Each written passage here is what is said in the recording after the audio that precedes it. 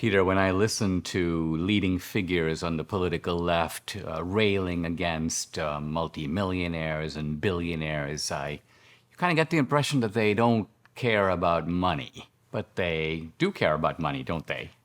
Absolutely, and they show it in all sorts of ways, especially when it comes to their own finances. Let's take Michael Moore, the filmmaker. He walks around looking like a working class guy, the inverted baseball cap, the whole look.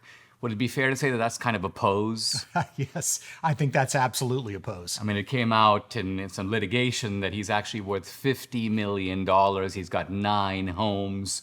So what you have here is a kind of a public camouflage. And it's a great way to avoid criticism. If you're criticizing the capitalist system, you can accumulate wealth and it sort of gives you a get-out-of-jail-free card. It wouldn't look good for Michael Moore to be railing against capitalism if he was, say, doing it from a yacht. There's a huge gap between what they say they actually believe and how they actually live their own lives. Bernie Sanders, a complete failure in the private sector.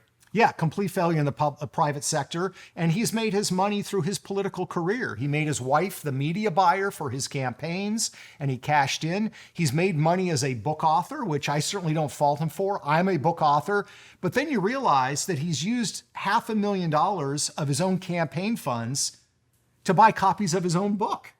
I mean, don't we all wish we could exercise it that Not way? to mention the irony of using the book to bash the free market Right. and then collecting handsome royalties along the way. Right, that's exactly right. And it's funny, when you look at Bernie Sanders' rhetoric, in the 70s, 80s, 90s, and 2000s, he used the phrase that America's politics is dominated by billionaires and millionaires.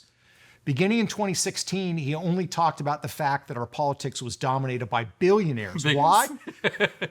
Because he's now one. He's now a millionaire. Yeah, exactly. And maybe when he becomes a billionaire, he'll stop talking about them too. Right, exactly.